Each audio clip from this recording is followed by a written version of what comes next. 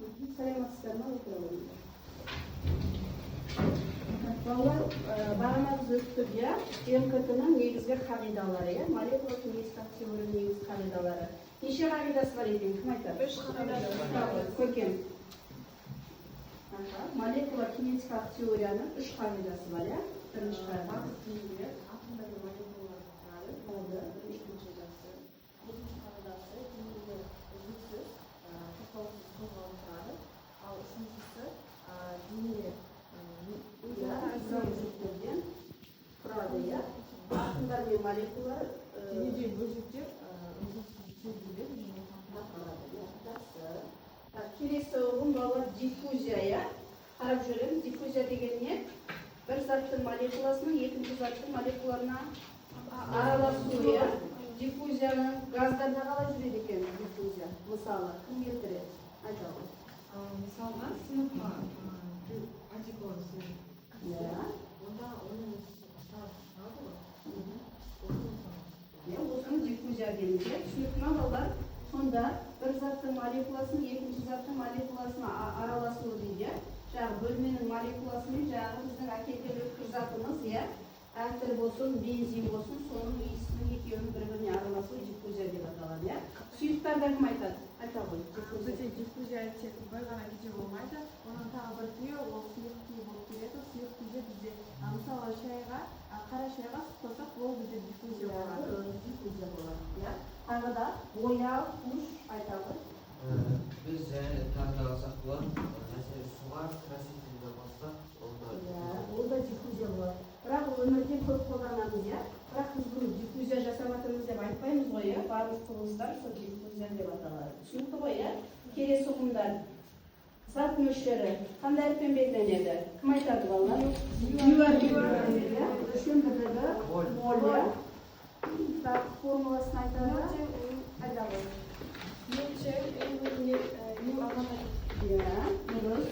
Қандай тұрақты нөттік балалар? Екі тұрақты, иә? Кім айтады? Больцман тұрақтысы және Авогадро тұрақтысы. Формула айтпаймыз, орнымыздан айталым.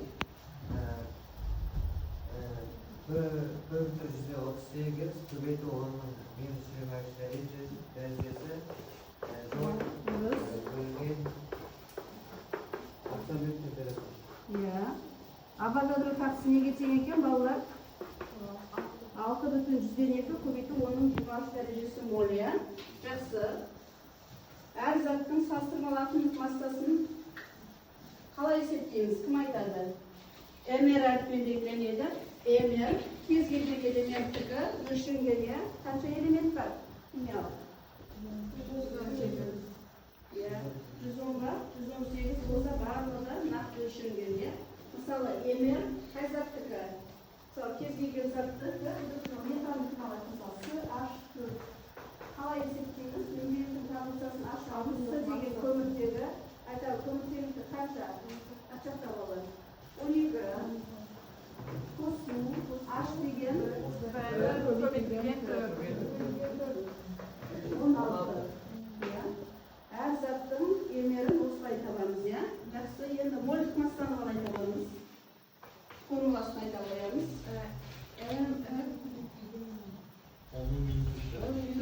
Емер салыстырмалы атомдық массасы 10-3 дәрежесі килограмм бөлінген моль, иә.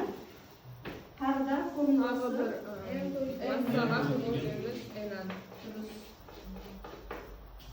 М0 деген не? Бір молекуланың массасы үлкен М бөлу МА, иә. Бұл балалар осыған практикалық сабақ. 2-де ашамыз. Есеп дәптерімізді, болмаса осы дәптерге қарай жаза береміз. Біреуін көрсетеміз, қалғанын өзіміз есептейміз.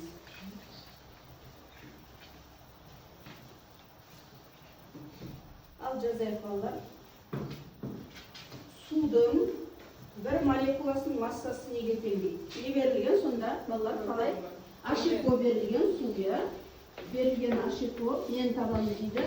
M0 H2 оны табамыз. Қай формуламен? M0 тең M бөлу NA мен, иә. NA деген тұрақты, иә, орнына қоя саламыз. Biz moldik massa H2'ni есептейміз. Қанша болды? Аны есептегенде 18 көбейту 10-ның -3 дәрежесі килограмм бөлінген моль болады, иә? Енді осыны апатынан қоямыз орнына. Үлкен емнің орнына қоямыз балалар 18 көбейту 10-ның -3 дәрежесін қоямыз, иә? Авогадро тұрақтысы қанша? 6 деп жуықтап ала берейік, 10-ның 23 дәрежесі. Енді санға бөлеміз, 18-ді 6-ға бөлсек неше балалар? 3 көбейту 10-ның дәрежесі неше? Дәрежені дәрежеге бөлгенде алынады. -3, -23 неше? -26 килограмм. Түсінікті ма? Ары қарай. Енді өзіміз шығарамыз. Ары қарай. Келесі балалар, келесі есеп. Екінші есеп берілгені 200 моль күкірт қышқылының массасын тап дейді. Қалай жазамыз? 200 моль дегеннен кейін нью тең 200 моль берілген. Күкірт қышқылының формуласы СО2. Табу керек массаны дейді. Қай формуламен шығарамыз? Кім айтады? Дұрыс. Көкен келе ғой. Зат мөлшерінің формуласы мен зат мөлшерінің екінші формуласы бар ғой. Тездетеміз көркем. Соған бірінші негізгі формуланы жазып аламыз, иә? Ньютон масса бөлінген молдік масса дейді. Сода массаны табамыз. Дұрыс. Масса бөлінген молдік масса. Формуланы түрлендіреміз, жақсы. Ньюмыз 200, мольді жазбай-ақ қой. 200-ді көбейтеміз. Молдік масса СО2-ні есепте, өшірде жоғары қарай. СО2-ні жағы Менделеевтің таблицасын ашамыздар. Салыстырмалы атомдық массасы. Жақшаның ішінде СО2, жақсы. Көміртегінікі неше? 12. Қосу, оттегінікі 16. 16 көбейту 2. 16 деп ғой, 16 көбейту 2. Бірінші көбейтуді орындаймыз, 16 44. Жай 44 бола ма, қасында не болады? Көбейту 10-ның -3 дәрежесі болады. Дұрыс, көбейту 10-ның -3 дәрежесі. Килограмм бөлу моль.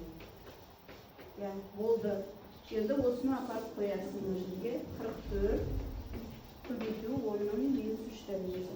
Көбейтеміз балалар тездерек. 200-ді 44-ке көбейтсек неше болады? 8, 88 и 2 0 бар, иә?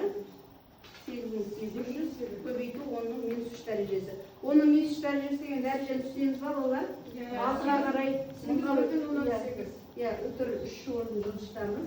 Жақсы, 8,8. Өлшем бірлігі килограмм. Түсінікті ма? Келесі есеп. Келесі есепке келе ғой. Жақсы. Жақсы. Ары қарай.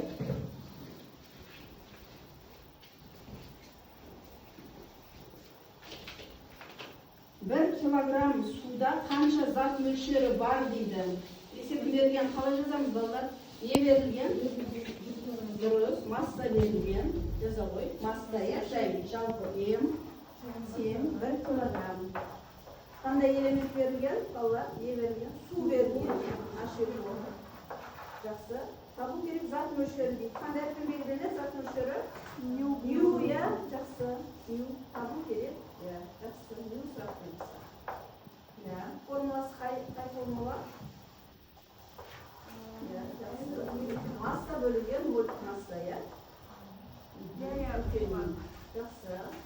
Енді біз орнына қоя салсақ, балалар масса бар, бірақ молдік масса жоқ, молдік массаны есептеп ал, судың H2O-ны. Молдік масса H2O тең неше болады? 18 көбейту 4, жақсы. Оның -3 дәрежесін балалар тастамаймыз, жазамыз. Өлшем бөлінген жазамыз. Килограмм бөлінген моль, КГ бөлінген моль.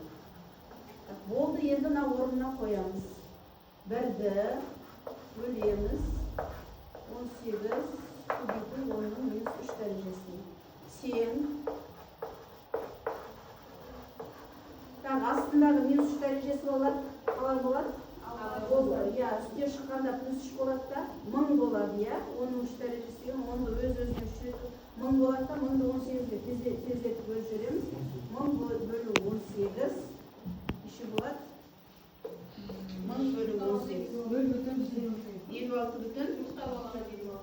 Иә, жуықтап алғанда 56. Өлшем бірлігі не болады? Зат мөлшерінің 0 болады. Иә, жақсы. Түсінікті ма? Так, енді бір мысал жаза қойыңдар. Сутегінің дейді. Сутегі қандай белгіленеді, балалар? Иә, сутегінің озон дейді. Озон қалай белгіленеді? Сутегі H2, озонымыз қандай? O3. Ары қарай метан дейді.